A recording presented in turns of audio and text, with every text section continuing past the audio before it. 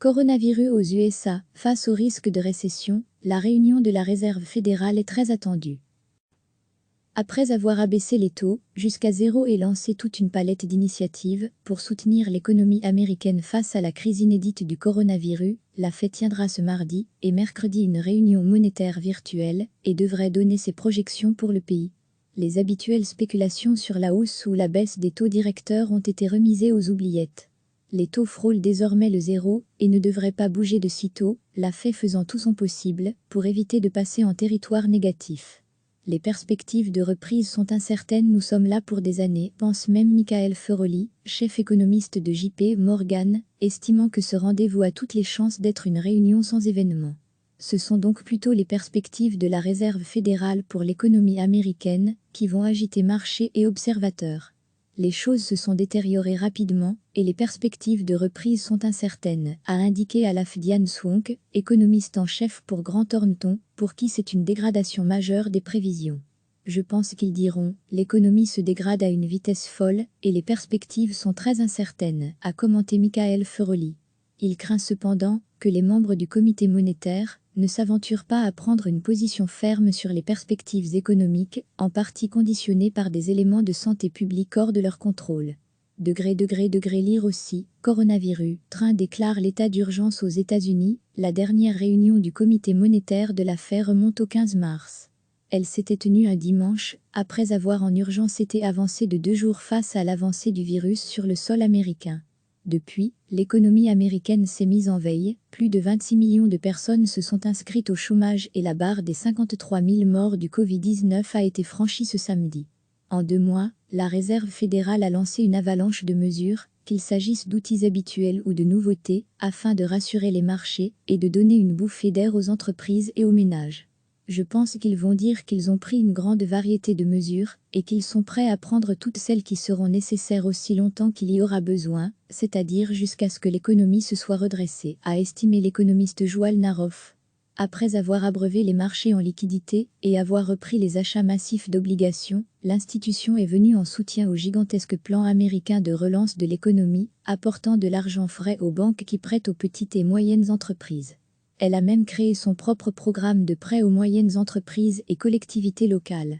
Lire aussi, coronavirus, l'économie mondiale va souffrir pendant des années, selon l'OCDE, il y a beaucoup de questions sur les divers programmes annoncés par la Fed, dont certains n'ont pas encore commencé leurs opérations, comme l'achat d'obligations de collectivités locales, a souligné David Wessel, expert en politique monétaire à la Brookings Institution.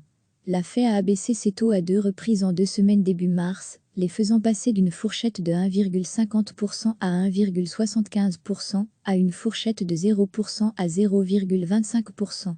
Fait rarissime, elle n'avait pour cela même pas attendu sa réunion monétaire, qui se déroule toutes les 6 semaines. Lire aussi, la Grande Dépression de 1929, le traumatisme économique du XXe siècle, le produit intérieur brut de la première économie mondiale pourrait chuter de près de 12% au 2e trimestre, avant une timide reprise, selon une estimation publiée ce vendredi par les services du budget du Congrès, CBO, une agence indépendante. Pour 2020, la baisse pourrait être de 5,6%. Le Fonds monétaire international table de son côté sur une contraction du PIB de 5,9% cette année. Recevez chaque matin l'essentiel de l'actualité. Après avoir abaissé les taux jusqu'à zéro et lancé toute une palette d'initiatives pour soutenir l'économie américaine face à la crise inédite du coronavirus, la Fed tiendra ce mardi et mercredi une réunion monétaire virtuelle et devrait donner ses projections pour le pays. Les habituelles spéculations sur la hausse ou la baisse des taux directeurs ont été remisées aux oubliettes. Les taux frôlent désormais le zéro et ne devraient pas bouger de sitôt, la Fed faisant tout son possible pour éviter de passer en territoire négatif. Les perspectives de reprise sont incertaines, nous sommes là pour des années, pense même Michael Feroli, chef économiste de JP Morgan, estimant que ce rendez-vous a toutes les chances d'être une réunion sans événement. Ce sont donc plutôt les perspectives de la Réserve fédérale pour l'économie américaine qui vont agiter marchés et observateurs.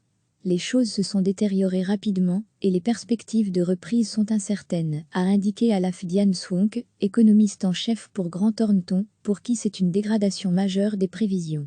Je pense qu'ils diront « l'économie se dégrade à une vitesse folle et les perspectives sont très incertaines », a commenté Michael Feroli. Il craint cependant que les membres du comité monétaire ne s'aventurent pas à prendre une position ferme sur les perspectives économiques, en partie conditionnées par des éléments de santé publique hors de leur contrôle. Lire aussi, coronavirus, train déclare l'état d'urgence aux États-Unis, la dernière réunion du comité monétaire de la Fed remonte au 15 mars. Elle s'était tenue un dimanche, après avoir en urgence été avancée de 2 jours face à l'avancée du virus sur le sol américain. Depuis, l'économie américaine s'est mise en veille, plus de 26 millions de personnes se sont inscrites au chômage et la barre des 53 000 morts du Covid-19 a été franchie ce samedi. En 2 mois, la Réserve fédérale a lancé une avalanche de mesures, qu'il s'agisse d'outils habituels ou de nouveautés, afin de rassurer les marchés et de donner une bouffée d'air aux entreprises et aux ménages.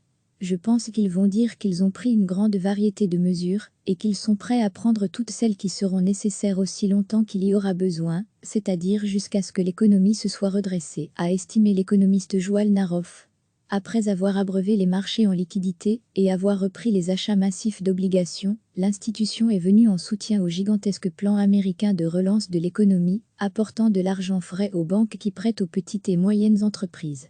Elle a même créé son propre programme de prêt aux moyennes entreprises et collectivités locales. Lire aussi, coronavirus, l'économie mondiale va souffrir pendant des années, selon l'OCDE. Il y a beaucoup de questions sur les divers programmes annoncés par la Fed, dont certains n'ont pas encore commencé leurs opérations, comme l'achat d'obligations de collectivités locales, a souligné David Wessel, expert en politique monétaire à la Brookings Institution. La Fed a abaissé ses taux à 2 reprises en 2 semaines début mars, les faisant passer d'une fourchette de 1,50% à 1,75% à une fourchette de 0% à 0,25%. Fait rarissime, elle n'avait pour cela même pas attendu sa réunion monétaire, qui se déroule toutes les 6 semaines.